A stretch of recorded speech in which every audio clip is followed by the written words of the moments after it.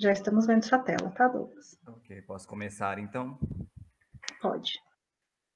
Boa tarde, gente. Eu vou apresentar agora meu trabalho de monografia, que se intitula Classificação Automática de Recorte de Células Cervicais, baseada em características não geométricas. Meu nome é Douglas Wender e eu tenho como orientadoras as doutoras Andréas Gomes Campos Bianchi e Cláudia Martins Carneiro. Eu vou começar dando uma introduzida no tema, em seguida vou apresentar a revisão da literatura, a metodologia adotada, os resultados preliminares obtidos e vou concluir com as considerações finais. Introduzindo, então, com aproximadamente 570 mil novos casos por ano, o câncer de colo do útero é o terceiro mais incidente na população feminina, ficando atrás apenas do câncer de mama e do câncer coloretal. Ele é responsável por causar cerca de 311 mil óbitos por ano, sendo a quarta maior causa de óbito dentre a população. Apesar disso, essa neoplasia tem desenvolvimento lento, o que eleva as chances de cura quando as lesões precursoras são identificadas precocemente pelo exame citopatológico. Exame esse também conhecido como exame de Papa Nicolau, que se popularizou devido ao seu baixo custo, ao seu fácil acesso em países em desenvolvimento e à sua alta capacidade de diferenciações de lesões encontradas. Porém, essa técnica também apresenta altos índices de falsos negativos, falsos positivos e insatisfatórios, com causas atribuídas a diferentes etapas do processo. Dessa forma, com o objetivo de melhorar os resultados encontrados, novas técnicas como a citologia em meio líquido e a biologia molecular foram implementadas. Porém, seu alto custo não justifica seus benefícios, fazendo com que a técnica escolhida para a realização do exame de Papa Nicolau seja a citologia convencional, sem excluir a necessidade de associar isso a outras estratégias para a melhoria da qualidade do rastreio do câncer do colo do útero. Após processar o material coletado pela citologia convencional, especialistas habilitados realizam então a interpretação citopatológica, que se baseia no reconhecimento visual das alterações nas informações celulares presentes nos esfregaços. Porém, devido à alta complexidade dos campos a serem analisados microscopicamente, esse processo se configura como lento, exaustivo e passível de erros. Nós temos um exemplo da diferença de se analisar uma célula individual e a complexidade de se analisar o conjunto de células sobrepostas presentes nos esfregaços de Papa Nicolau. O que podemos concluir, então? Baseado no que foi anteriormente dito, podemos concluir que as medidas adotadas para garantia de qualidade do exame citopatológico ainda são insuficientes e, portanto, a partir da viabilidade proporcionada pelos métodos computacionais para a melhoria desse processo, torna-se evidente a necessidade de investigar estratégias tecnológicas que busquem aprimorar os serviços de saúde no cenário de rastreio dessa neoplasia. Nesse sentido, o nosso objetivo geral é desenvolver e validar uma ferramenta de classificação de imagens reais de histologia convencional do colo do útero. E nossos objetivos específicos são investigar a extração de características não geométricas das imagens, sem utilizar técnicas de segmentação ou redes neurais convolucionais, realizar a classificação de imagens reais provenientes do esfregaço de exame de Papa Nicolau, pesquisar como extrair os descritores de intensidade e textura de diferentes imagens, e, por fim, analisar e comparar os resultados obtidos, entendendo as vantagens e limitações do método de classificação utilizado. Partindo agora para a revisão da literatura, para o cenário dessa pesquisa, a base de imagens pública mais utilizada é a de Herlev, fornecida pelo Hospital Universitário de Herlev, na Dinamarca. Seu conjunto de dados consiste em 917 imagens de células cervicais individualizadas, categorizadas dentro de 7 classes. São elas: escamosas superficiais, escamosas intermediárias, colunares, displasia leve, displasia moderada, displasia severa e carcinoma in situ. Aqui nós temos um exemplo de 2 imagens obtidas dessa base de dados. Maria Putan e Stephen apresentam um sistema de classificação de células baseado em informações de textura extraídas do núcleo do citoplasma, utilizando redes neurais e métodos de aprendizado supervisionado. Eles ressaltam que não existe um conjunto exclusivo de características capazes de fornecer resultados eficientes para toda e qualquer classe de um sistema de classificação.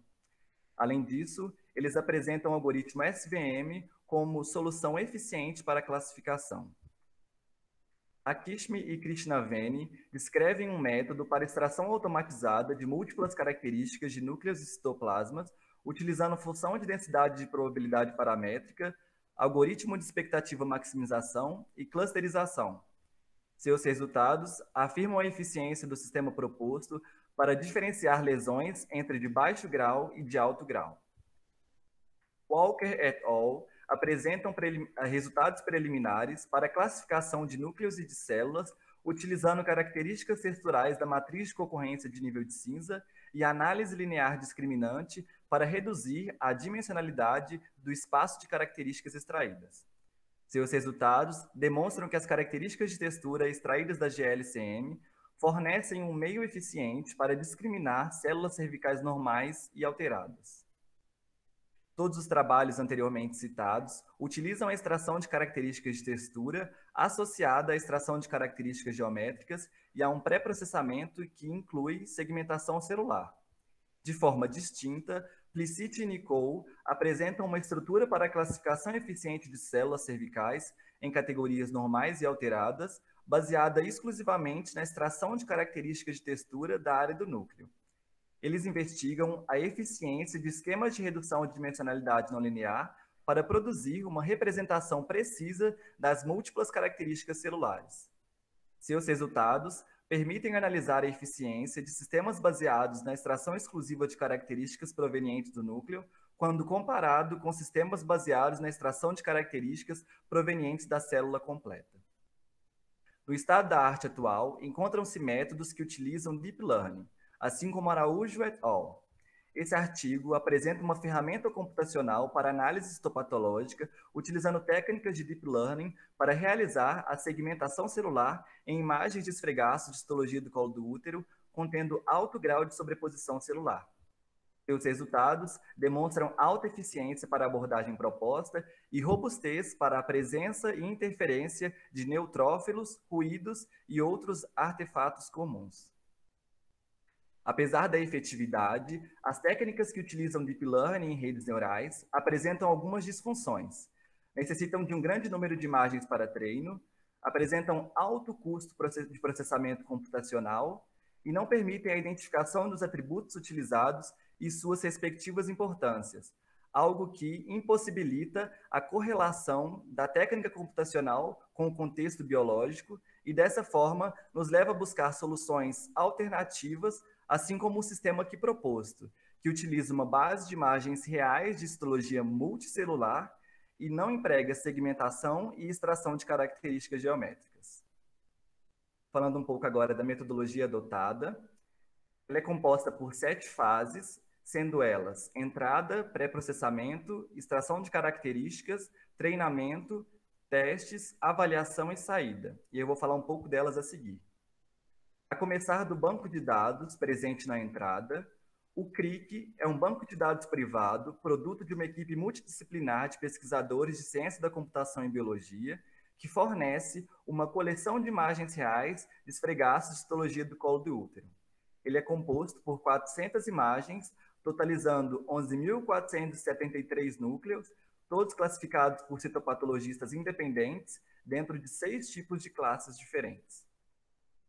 Após terem sido classificadas, é obtido de cada imagem a posição dos núcleos e as classes a quais eles pertencem. Em seguida, é realizado um recorte de dimensão 50 por 50 em torno de todos os núcleos exatos, que serão importantes na etapa de treino para definir se em um recorte arbitrário existe informação nuclear suficiente para que esse recorte seja englobado por alguma das classes do sistema de classificação. Explicando um pouco sobre o que seriam esses recortes, eles definem uma nova unidade delimitada na região celular com o menor número de informações e são utilizados como alternativa para a segmentação, que em imagens contendo sobreposição celular é um problema difícil e até o momento não existem métodos computacionais capazes de realizar isso automaticamente. Todos os recortes extraídos do pré-processamento são utilizados como entrada para a etapa de classificação, mas cabe ressaltar que não são utilizadas informações relativas à posição do núcleo, já que o objetivo da nossa estrutura é fornecer classificação para qualquer imagem e não apenas aquelas onde a gente sabe onde os núcleos se encontram previamente. Como funciona essa etapa de recortes? Eles acontecem de forma ordenada em relação à imagem, da esquerda para a direita e de cima para baixo, mas de forma arbitrária em relação à posição exata dos núcleos e das células. Dessa forma, a etapa de recortes resulta em imagens de dimensão reduzida que englobam informações nucleares suficientes para serem consideradas por alguma das classes do sistema de classificação, englobam fragmentos nucleares insuficientes para serem englobadas por alguma das classes do sistema de classificação e por isso são categorizadas como ruídos, e as que englobam sobreposição celular. Tanto no primeiro quanto no último grupo, apenas são consideradas dentro das classes do sistema de classificação aquelas imagens que possuem pelo menos 60% das informações nucleares de alguma das células envolvidas. Vale ressaltar que esse número foi definido de forma empírica através de experimentações. Na etapa de extração de características, foi definido um subconjunto de características com alta capacidade discriminativa a serem extraídos dos conjuntos de recortes.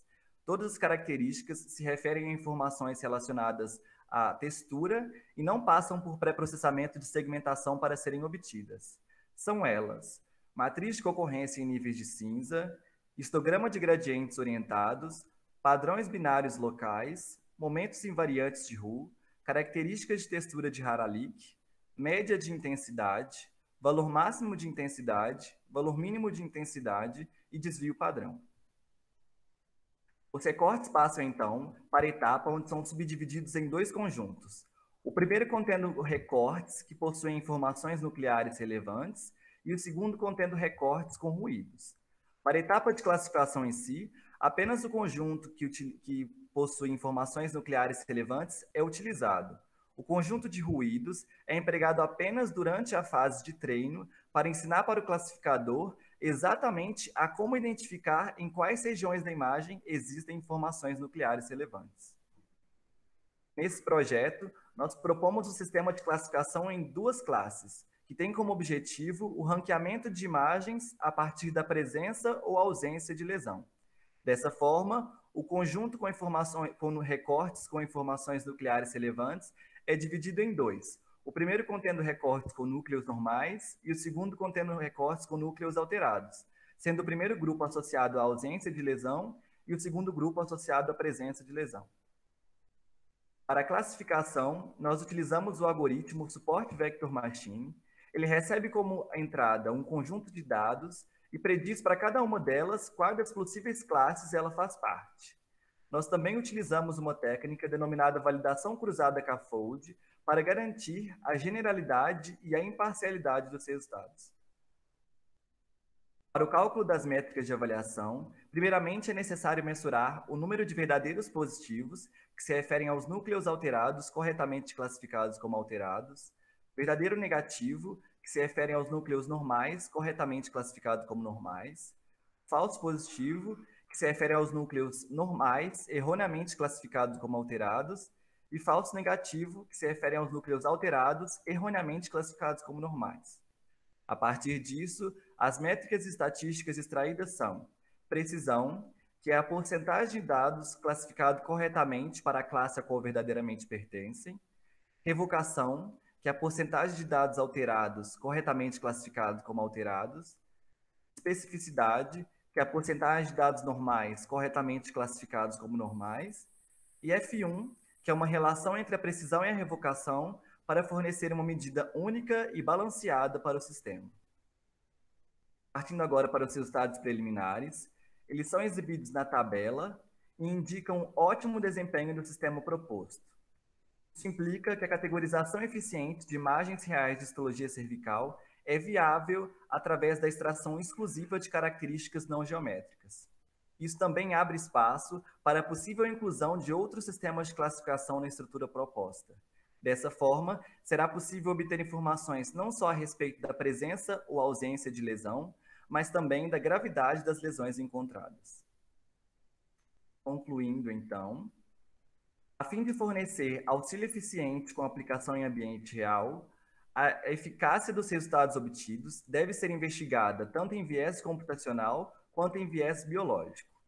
Como nosso objetivo é fornecer uma ferramenta de classificação preliminar sem eliminar a função do citopatologista ao fim dessa estrutura para confirmar o diagnóstico em caso de lesão, o nosso principal problema ainda a ser combatido são as classificações falso-negativas, ou seja, quando existem lesões que não são identificadas, porque nesse caso o paciente segue com uma falsa tranquilidade e com o risco de continuar desenvolvendo o câncer. Apresentando agora o cronograma de próximas atividades a serem desenvolvidas, nós temos a reavaliação da fundamentação teórica no primeiro mês, o incremento do sistema de classificação no segundo mês, e isso se refere ao fato de que, no escopo da monografia 1, nós estamos propondo um sistema de classificação apenas em 2 classes, mas no escopo de monografia 2, nós vamos propor uma classificação em 3 classes e a análise da classificação em 7 classes também. E nós temos a implementação no segundo e no terceiro mês, a experimentação e análise dos resultados no terceiro e no quarto mês, e a escrita do documento ao longo de todo esse processo. Com esse projeto, já foi possível alcançar alguns objetivos. Dentre eles, nós recebemos menção honrosa CNPq na área de Ciências Exatas e da Terra, no Encontro de Saberes de 2019, e também foi possível, esse ano, realizar uma publicação na 15ª Conferência Internacional de Aplicação e Teoria da Visão Computacional. Aqui eu tenho as referências dos artigos apresentados na revisão bibliográfica. E é isso. Muito obrigado. E eu abro agora para a sessão de perguntas. Bom, obrigada, Douglas, pela sua apresentação. Deixa eu ligar aqui a câmera de novo. Então, eu queria passar agora a palavra ao Marconi e à Débora, para que eles pudessem fazer suas considerações. Primeiro, então, eu gostaria de convidar a Débora. Eu vou convidar a Débora, questão de gentileza, tá, Débora? First, né? Tem que ser do mais experiente. Eu até pensei nisso, mas falei assim, não, vamos ladies first. Débora, fica à vontade, tá? Eu vou fazer o seguinte, eu vou manter a gravação, porque aí, Douglas, você anota algumas coisas que a Débora, né, forem necessárias também, que você achar importante, mas está sendo gravado também, então se eles fizerem alguma solicitação, alguma coisa, a gravação acho que te ajuda, tá bom? Estou com caderno e caneta aqui. Tá aí, isso, pode, anota também. Obrigada, viu, Débora, por ter aceito o convite. A gente sabe que você também já vem trabalhando em coisas semelhantes, inclusive na área de redes neurais, né, convolucionais. Então, o objetivo é esse mesmo, usar essa expertise sua, né, para poder ter uma discussão bem bacana sobre o projeto. Obrigada. Sim. Então, primeiramente, eu gostaria de agradecer a André, o Douglas, a Cláudia pelo convite para participar da banca e parabenizar também ao Douglas pelo trabalho, que eu acompanhei um pouco do desenvolvimento na época anterior à pandemia, que a gente ficava no mesmo laboratório. Então, eu vou fazer algumas considerações apenas para te ajudar a melhorar o trabalho para a segunda parte da monografia, certo? Tá certo. Então, deixa eu pegar só o documento aqui. Uma coisa que eu queria te falar para você tomar cuidado são com algumas palavras de medida. Porque o que acontece? Por exemplo, assim, na página 1, você falou a maior limitação das imagens microscópicas é alguma coisa. Só que, como que a gente consegue garantir que é a maior? E eu acho que uma coisa que pode ser a maior para mim, talvez não seja para você, ou pode ser para a parte computacional, pode não ser para a parte biológica. Então, essas palavras eu marquei várias ao longo do texto. Eu acho que você tem que tomar um certo cuidado na hora de escrever. Você pode colocar, por exemplo, uma limitação. É a mesma coisa que você quis dizer, que existe uma limitação, mas não coloque palavras de medida, que assim, a medida pode ser muito relativa para as pessoas. Então, eu fiz vários comentários. Por exemplo, em alguns casos você fala assim, o artigo tal teve ótimos resultados. O que é um resultado ótimo? talvez é ótimo para aquele momento, mas se alguém bater ele já não é tão ótimo mais. Então, assim, são palavrinhas-chave que eu acho que você pode tomar cuidado na hora de escrever no seu texto, tá? Ok. Se você tiver feito essas marcações no documento, e depois você pode me enviar, Eu fiz, sim, eu vou te mandar, porque eu nem vou ficar passando em todos os detalhezinhos, não, que tem coisas, assim, bem pequenas, que aí eu acho que você pode dar uma olhada sozinho depois, tá? Eu vou passar só em alguns detalhes mesmo.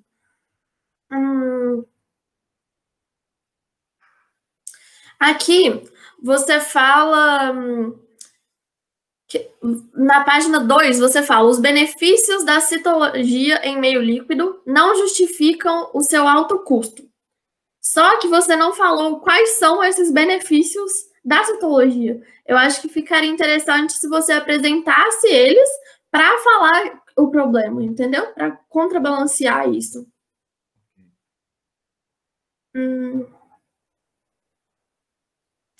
Também na página 2, mais para o finalzinho, no parágrafo antes da imagem, você fala aqui: devido à alta complexidade dos campos analisados microscopicamente, aí você fala que isso foi exemplificado na figura 1.1.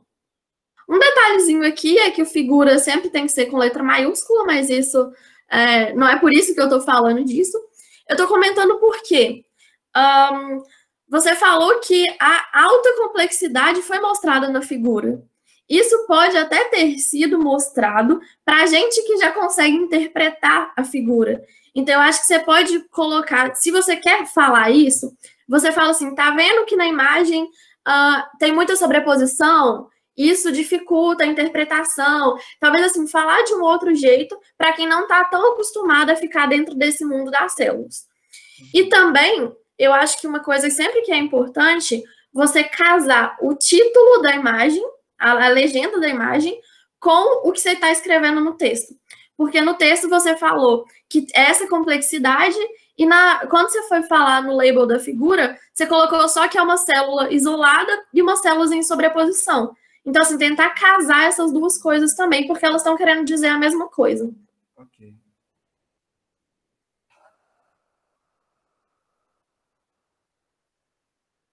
No final da sua introdução, eu senti falta de você falar um pouquinho do que você vai fazer. Você vai tratar segmentação ou classificação? Qual método que você vai usar? Assim, o porquê que o seu é um pouquinho diferente do que as pessoas propõem na literatura. Então, eu senti falta de um parágrafo, assim, para encerrar e já introduzir o que é o seu trabalho.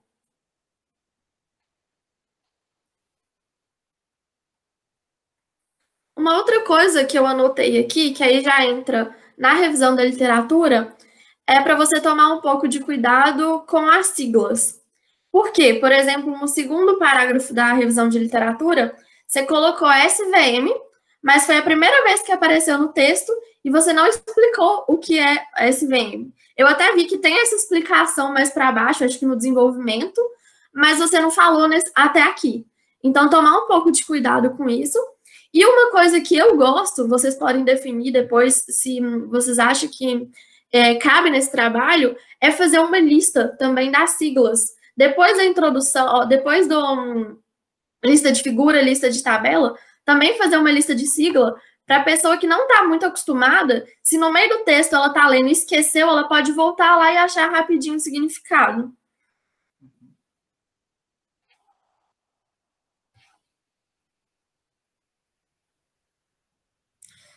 Aqui, eu achei no penúltimo parágrafo da página 5, você fez uma afirmação que eu achei meio forte. Por quê? Você estava falando a mesma coisa que você apresentou que você fez a apresentação para a gente, né? Dos problemas de usar Deep Learning para classificação de células. Só que você colocou que impossibilita a correlação da técnica computacional com o contexto biológico.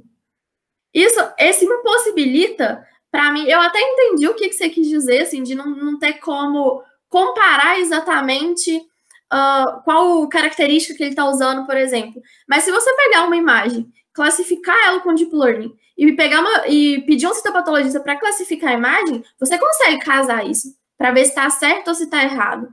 Então, esse impossibilita, apesar de eu ter entendido o que você quis dizer, eu acho que talvez possa ser interessante uma reformulação dessa frase. E no parágrafo de baixo, também na página 5, você falou que, diferentemente das técnicas anteriormente citadas, a plataforma utilizou a base de dados de imagens reais de histologia convencional do exame de Papa-Nicolau. A base de Herlev também é imagens reais do exame de Papa-Nicolau. Então, assim, e outra coisa, o trabalho de Araújo, que você colocou, também utiliza a base do Crick. Então, você falou que foi diferente das técnicas citadas, mas não foi diferente nesse quesito, entendeu? Aí eu também acho que pode melhorar essa parte no texto. Nessa parte, a principal diferença que acho que faltou, na verdade, né, ressaltar aí, é porque a base de Herlev, que é utilizada pela maioria dos que eu citei, ela é de histologia única, né, celular, apenas uma sim, célula. Uma célula, sim. Mas em momento nenhum no texto você falou essa diferença. Eu entendi porque eu conheço a base de Herlev, mas uma outra pessoa que estivesse lendo talvez não entendesse, certo? Certíssimo. Um detalhe que eu encontrei na página 10, que você fala das métricas. No texto, você uma hora chamou de revocação e a outra de sensibilidade, que é a mesma coisa. Então, definir um termo e usar só esse termo. Revocação. Isso. Ou revocação ou sensibilidade, da sua escolha, mas sempre usa o mesmo. No início da sua metodologia, na página 11, em cima da figura, você colocou que vão ser utilizadas as métricas de avaliação. Aí, entre parênteses, você colocou precisão e revocação. Sendo que antes, agora, acabei de falar, você citou 4 métricas. Por que aqui você só colocou 2? Eu entendo que esteja incompleto, não é isso? Está incompleto. Tá. Então, aí você realmente usou 4, tá faltando completar aqui, né? Na página 12, quando você fala da base de dados do Crick, você falou que foram 7... ela é classificada em 7 diferentes lesões. Na verdade, são 6, né? 7 é a base de Herlev. Na sua fala também, Douglas, acho que você comentou alguma coisa como 7. Aí eu até tinha, só para a gente não esquecer. Isso aqui foi uma coisa que eu vi no primeiro parágrafo da seção 3.2, na página 12. Você falou que todas as imagens são utilizadas para treinamento. Não, na verdade, essa parte aqui tá certa, mas no outro trecho, vou deixar para falar isso mais para frente, então, que aí eu mostro exatamente onde está. Para treinamento e... não, na verdade é aqui mesmo, ó. Você falou que todas as partes das imagens são utilizadas para o treinamento e a construção do modelo de classificação. Na verdade, você tem o treino e o teste. Você não pode usar todas as imagens para fazer o aprendizado. Aí aqui, eu não sei como que você fez. Você dividiu a base, né? Em treino e teste. Porque aí aqui não são todas as imagens, são todas as imagens da base de treino, certo? Certo, é isso mesmo. Aí no texto aqui ficou errado essa parte. Eu acho que até tem em outro lugar também que eu marquei. Na página 13, no primeiro parágrafo depois desses pontinhos, você falou, até na apresentação também eu senti falta disso. Você fala que quando você faz o casamento das imagens, você olha 60% para comparar, não é? Agora, como que você fez essa comparação? Você utilizou, por exemplo, um DICE? Foi sobreposição? Foi o quê? Eu senti falta. Foi o DICE? Foi. Tá. Aí eu senti falta porque no trabalho não citou o DICE em momento nenhum. Então, eu acho que nessa parte teria que falar. E na parte também de revisão, também falando um pouquinho do que é o DICE. Aqui, ó, no finalzinho desse... Débora, deixa eu fazer só um comentário, desculpa. Um comentário só sobre o anterior que você falou, no comecinho lá do 3.2, é que o parágrafo está escrito assim, todas as partes das imagens. É que como ele repartiu a imagem em vários pedaços, eu acho que o que ele quis dizer aqui é que não foi todas as imagens da base de treino e teste, acho que ele quis dizer todos os pedaços de uma imagem, não foi, Douglas? Eu acho que do jeito que você escreveu, a gente vai ter que reformular, mas eu entendi o que a Débora falou está correto, realmente, mas eu acho que o que o Douglas quis dizer aqui foi outra coisa, não, Douglas? Então, na verdade, eu senti uma confusão disso em outra parte também, quer ver? Vou mostrar agora e a gente volta nisso. Olha só, no parágrafo que eu estava falando, depois dos pontinhos, no finalzinho dele, está escrito assim, além disso, esse recorte ao redor da posição X e Y central de um núcleo da imagem é utilizado como entrada para etapas de treino e teste. Até aí, tudo bem. Só que depois ele fala, a fim de permitir que o classificador aprenda também a categorizar núcleos em sua globalidade.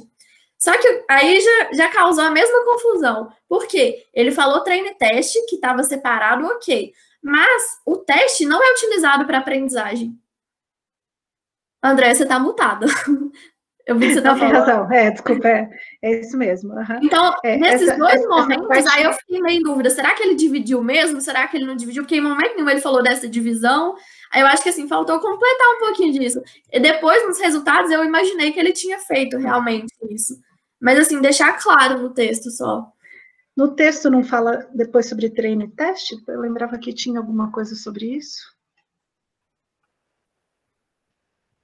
Foi realmente muito curto mesmo. Só falou do treino e teste ali, scaffold, mas foi bem curto. Deixar isso um pouco mais explícito, né? No finalzinho da seção 3.2, também fala a mesma coisa. Todos os recortes obtidos a partir do pré-processamento são utilizados como entrada para a etapa de classificação. Não, na verdade, a etapa de classificação pode até ser considerado todo o processo, né? Mas eu acho que, assim, ainda é bom ficar destacando treino e teste para não ter essa confusão na hora da pessoa ler o texto. É porque eu acho que eu já entendi o porquê que talvez tenha que ficar mais claro aqui, Douglas, é o seguinte, que talvez tenha ficado confuso. É porque normalmente você pega uma imagem e faz treino ou classificação, correto? O que o Douglas está fazendo aqui é que ele pega uma imagem, recorta ela em, sei lá, 100 imagens e usa todas essas imagens ou para treino ou para classificação. Então, é o jeito de falar aí que acho que está confundindo e não está ficando bem claro o que eu acho que até essa mesma ideia que você acabou de explicar, eu acho que está faltando falar ali. Tá, né? Que todos os recortes da mesma imagem são utilizados para a mesma etapa, por exemplo. Então, isso também é uma coisa que eu não tinha entendido antes, só lendo o texto. Nós vamos ter que reescrever de um jeito melhor, eu acho, para ficar mais claro isso. Com imagens ajuda, né? Com certeza. Na página 15, você falou... foram apresentados alguma coisa na seção treinamento. Eu não achei essa seção no trabalho. Aí, eu acho que se você quiser falar da etapa de treinamento, talvez trocar, porque sessão, na hora eu voltei lá no índice para eu ver onde que era, entendeu? Imaginando essa ligação. Aí, eu até coloquei como comentário, seu trabalho não tem essa sessão. Mas depois que eu imaginei que pudesse ser da etapa, não da sessão. Aí, só para não trocar essas palavrinhas, para não confundir. Depois os outros comentários que tem para baixo são das palavras que eu comentei também, de tomar cuidado, porque você colocou computacionalmente inviável. Será que realmente é computacionalmente inviável? Os computadores estão evoluindo cada vez mais? Eu acho que é uma afirmação muito pesada, igual eu falei no início dos comentários. Eu acho que é isso, porque no restante tem muita coisinha pequena que você pode olhar depois com o documento. E aqui eu vou fazer um comentário, porque para uma pessoa que já leu o seu artigo, queria fazer um desafio, assim, sabe? Porque eu queria ver uns dados novos para o próximo trabalho. Porque esses eu já conhecia. Eu vi que você colocou que, como trabalho futuro, você quer mostrar com 3 classes, né? Que é um resultado que eu já conheço. Então, eu queria ver se você conseguia fazer uma coisa nova para a próxima também. Fazer, tá? E a Andrea já jogou a cartada, já falou, a gente já tem a ideia do que... Ontem eu já dei um checkmate nele. Assim que eu gosto. É isso, os comentários que eu tenho. Parabéns pelo trabalho mais uma vez. Eu espero que tudo isso você leve como críticas construtivas para o trabalho. Totalmente. Muito obrigada por esses comentários. Débora, muito obrigada, tá, pelos seus comentários. E realmente a gente vai reler, principalmente esses parágrafos que ficaram mais em dúvidas, porque é bastante importante que o trabalho esteja bem escrito mesmo. Então, eu sabia que você e Marconi iam, com certeza, ler com bastante cuidado. Marconi também é uma pessoa que também gosta disso. Então, eu falei assim para o Douglas, não podemos deixar passar muitos erros, porque um pouco tudo bem, né? Mas não muitos. Mas obrigada, viu, Débora? Vamos levar em consideração tudo que você comentou, está tudo anotado, eu também anotei aqui, a gente está gravando, e isso aí para a monografia 2 vai ser muito bom. Tá? Obrigada. Então, eu queria agora a palavra para o Marconi. Marconi, fica à vontade. Muito obrigada de novo pela sua participação, tá? Por todo o trabalho aí em conjunto. Obrigado, André, obrigado, Douglas, Cláudia, né? André, vocês estão querendo que eu aprenda isso na marra, viu? Eu vou aprender esse assunto por osmose, viu? Marconi, eu quero que você pergunte para o Douglas o que eu falei ontem para ele. Não foi, Douglas? Eu falei assim, não, quero que o Marconi aprenda esse assunto, porque...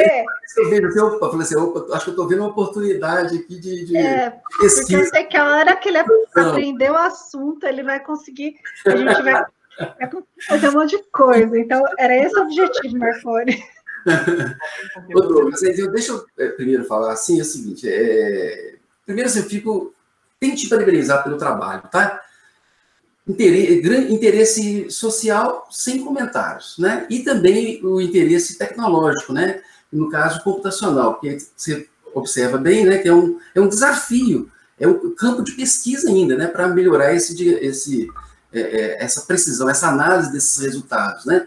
Então, você tem aqui uma pesquisa que está no estaraço do conhecimento, né? É um assunto que merece investigação e pesquisa. Então, você está nesse caminho, isso é bem legal. Parabéns aí pela premiação, né? Pela menção rosa no CNPq, cara.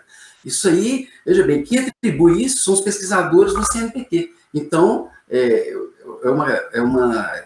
você põe isso no seu currículo e você tem uma satisfação enorme de sua parte, né? Assim, é um trunfo, né? É um prêmio mesmo, no sentido da palavra.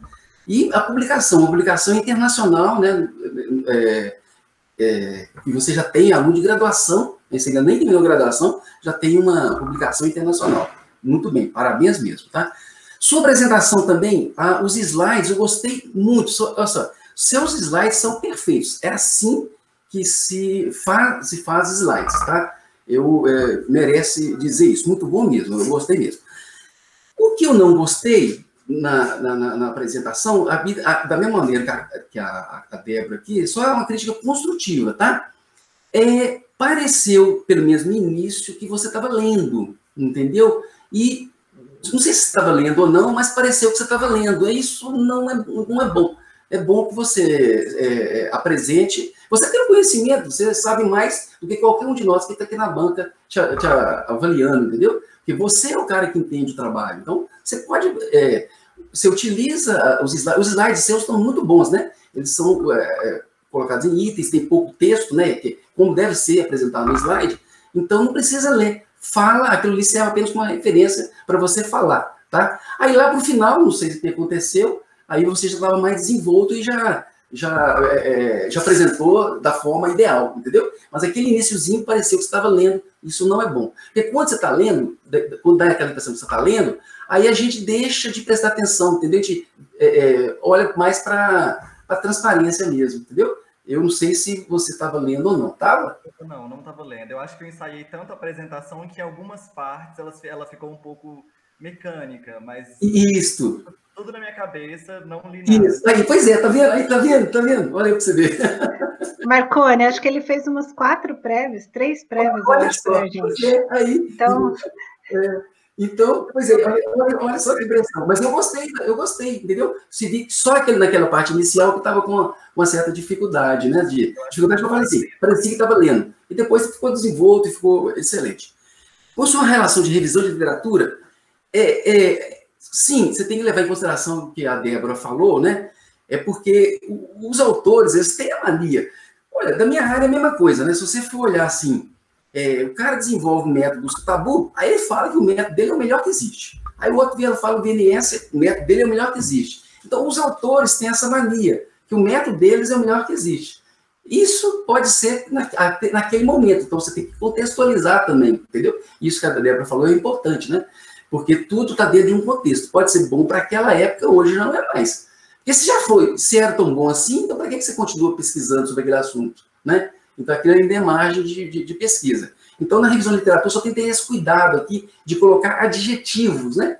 É o meu melhor, é o maior, entendeu? Tirar isso aqui. Ele faz a análise e encontrou os valores que eram melhores que os melhores métodos da época. Pronto, alguma coisa desse tipo assim. Mas eu gostei como é que você fez, porque no final das contas, depois você falou, fez aquelas críticas, né?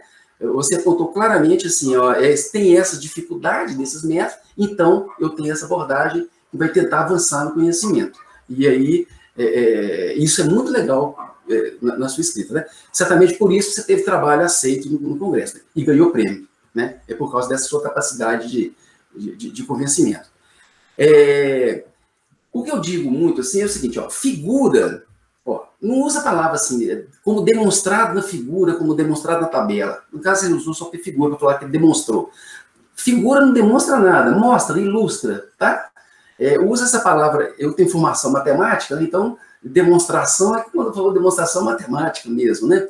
E figura, ela não se auto-explica. Figura não se auto-explica, tabela também não se auto-explica. Então, toda vez que você apresentar uma figura, descreva a figura. Para quem entende do problema, talvez aquilo ali seja autoexplicativo. Mas para quem não entende, eu não enxergo, igual, por exemplo, a Débora falou da figura lá, tem sobreposição, mas você tinha que chamar a atenção porque qual é a dificuldade da figura. É por causa da sobreposição, mas ela que trabalha nesse assunto, ela sabe dizer isso, né? E eu olhando assim, eu não vejo nada. Entendeu? Então você tem que chamar a atenção a figura tal, ilustra tal, como pode ser observado, acontece isso, aquilo, entendeu? Você tem que explicar a figura. No slide 12, aí se pudesse, no slide, na página 12, que é slide de 23, põe o slide 23 aí para mim aí. Porque eu queria, aquelas coisas de pesquisa que eu queria falar. Aí, esse slide 23 é quando você fala desse recorte. A realização desse recorte acontece de forma ordenada em relação à imagem, no sentido da esquerda para a direita e de cima para baixo. É aqui que eu falo. Porém, arbitrária em relação à posição exata das células e do núcleo. Na realidade, eu a princípio achei que era você fazer o recorte era aleatório. O recorte não é aleatório, a partir do momento que você define que ele vai ser de tamanho 50 por 50, aí você vai ocupar a figura de 50 em 50, né? Uhum. Aquele quadradinho de 50 em 50, você vai arredando para a direita, né? Você vai começando da esquerda para a direita e de cima para baixo, não é isso? Isso. Uhum. Então, essa é a forma de escrever. Então, a realização desse recorte acontece de forma ordenada em relação à imagem, porém arbitrária em relação à posição exata das células. Mas, quando colocou arbitrária em relação à posição exata das células, eu me confundi, mas na realidade é porque você quer dizer que as células ali podem aparecer daquela imagem ou não aparecer, não é isso? É porque a gente não olha onde estão as células e os núcleos. A imagem inteira é recortada de 50. É recortada de acordo com esse recorte, tá? E o tamanho desse recorte por que 50 por 50 e não 60 por 60, 90 por 90? Por que não? Aí estou só perguntando para você. Isso foi definido a partir de experimentações. Foram realizados recortes de 50, 60, até 100, todos os recortes. E aí eu fiz a classificação separadamente para cada um deles. E o que apresentou os melhores resultados foi o de 50 por 50, porque ele engloba melhor o tamanho do núcleo em relação à imagem. Então, experimentações.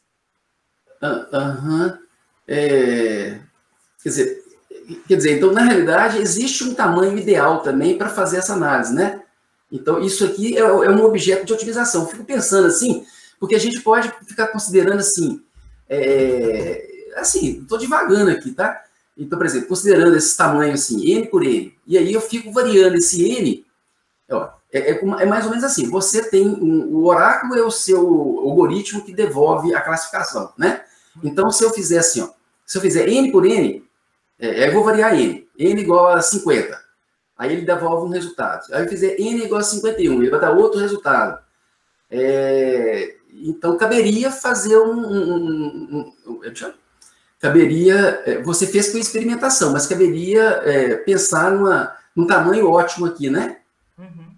Eu ainda esse negócio aqui, para mim, eu estou educado com isso. Eu ainda vou avançar nesse negócio, vai ver, viu? Eu vou ajudar vocês aqui a... Ótimo, Marconi, ótimo. Porque... A gente fez uma coisa simples, né? Você viu, a gente fez uma variação de tamanho e fez uma variação mais simples, nada muito sofisticado, assim, do ponto de vista de otimização. Mas é algo que pode, sim, ser investigado. E tá muito relacionado ao núcleo, né? Realmente, as áreas que são importantes para classificar. Certo. E depois a Débora pode usar isso, né, Débora, também, né? A Débora, se não me engano, está fazendo 60 por 60 ou 90 por 90, né, Débora? 90 por 90 por 90, mas é baseado no núcleo. O dele não, né? Então tá aí. Bom, então, beleza. Página 14 da sua monografia. Peraí, deixa eu só olhar aqui, página 14.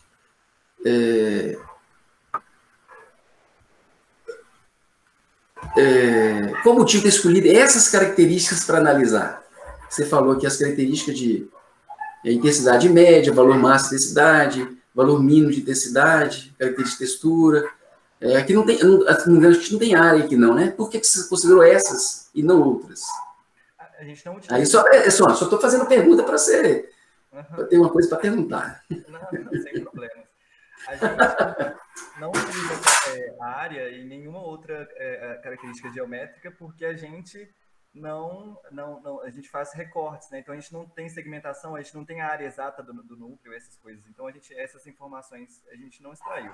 Mas essas características, elas são oriundas da revisão de literatura. Inclusive, alguns dos artigos que eu apresentei, aí eu fui lendo os artigos e fui vendo o que dava certo para aquilo. Então, as características de GLCM, de acordo com o artigo, elas forneciam um meio eficiente para discriminar entre células normais e alteradas. Então, a gente englobou o GLCM.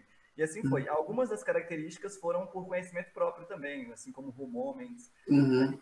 Foi uma pesquisa sobre o que o Room Moments foi feito. E a gente também usou PCA, é PCA que chama, André? É PCA mesmo, não é? Que faz o teste com todas as características ou só algumas. E aí a gente encontrou os melhores resultados com a extração de todas essas características. Experimentação. É que eu fico vendo assim, que na verdade tem um aluno de doutorado, na verdade assim, que eu tô com um orientador, entre aspas, né, mas na verdade da área de mineração de dados, que é o problema da seleção de atributos, né?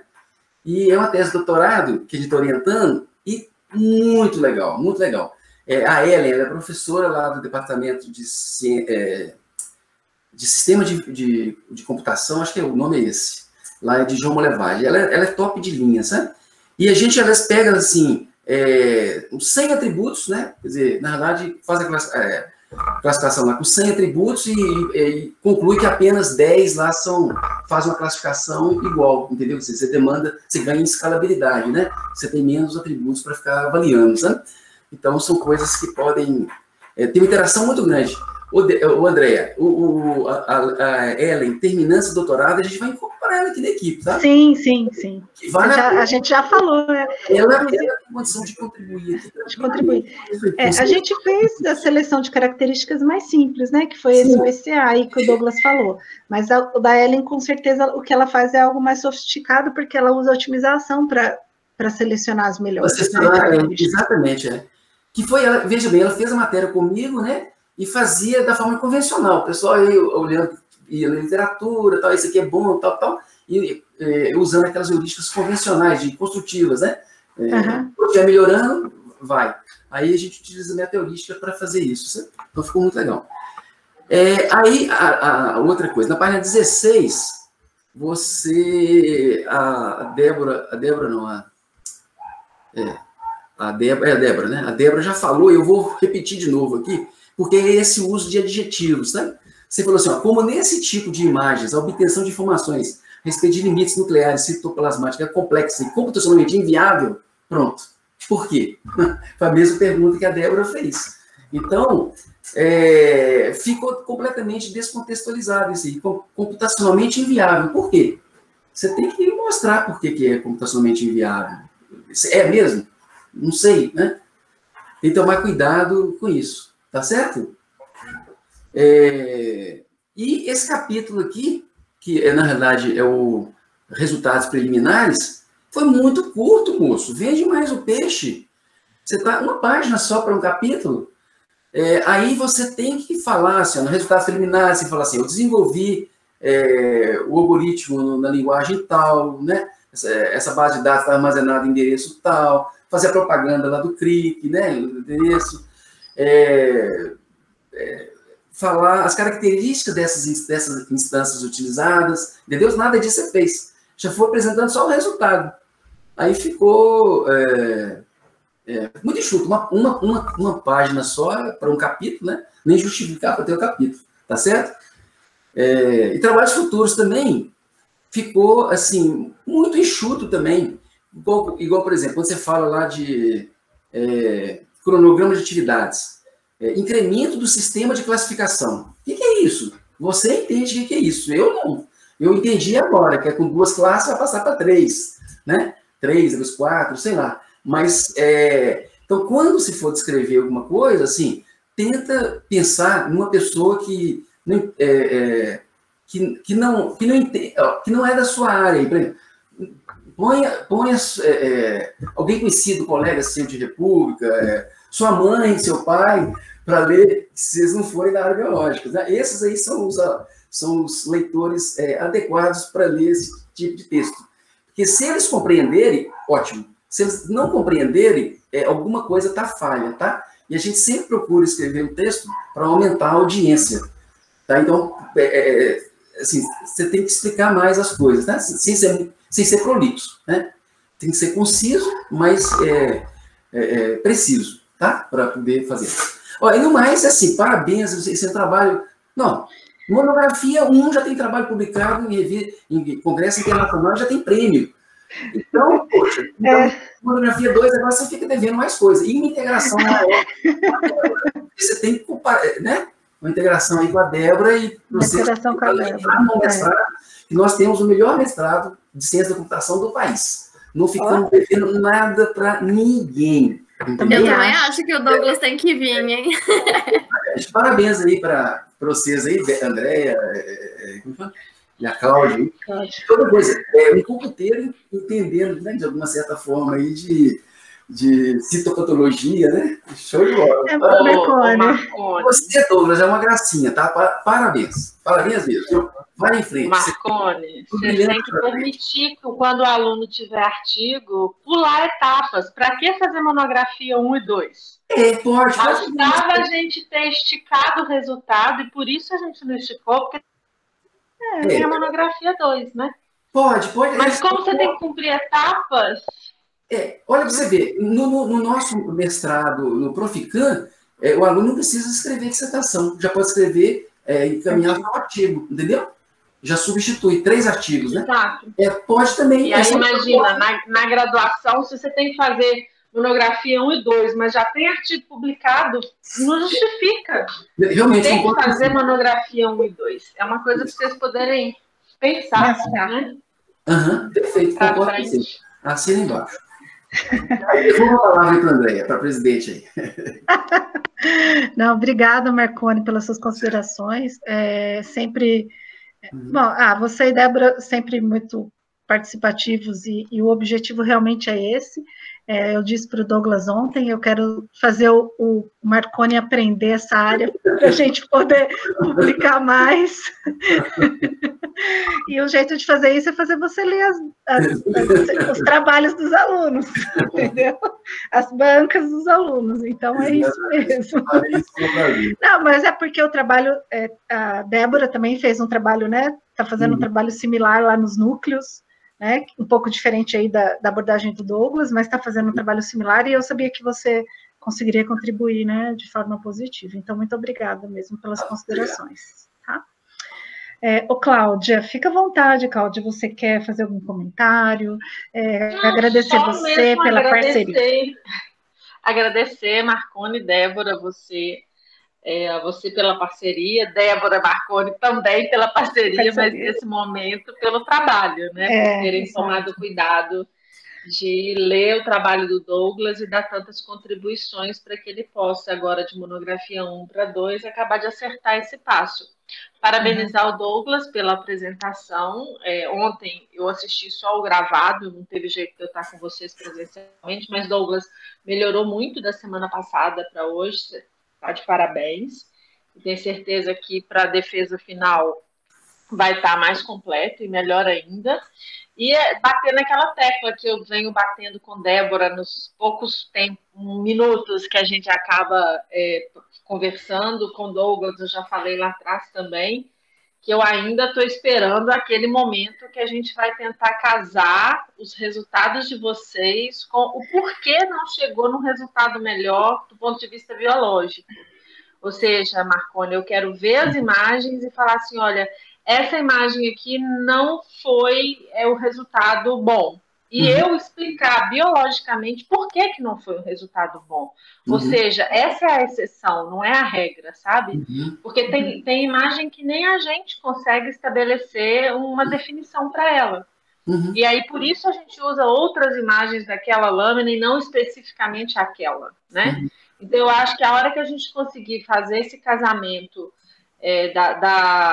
do enxergar de vocês com o enxergar nosso, e um explicar o porquê que o outro é tão complexo às vezes, eu acho que a gente consegue dar um salto, sabe assim, quando a gente consegue abrir a cabeça e perceber que o buraco é mais embaixo e que tem limitações mesmo e que essa situação ela tem que ser tirada do universo.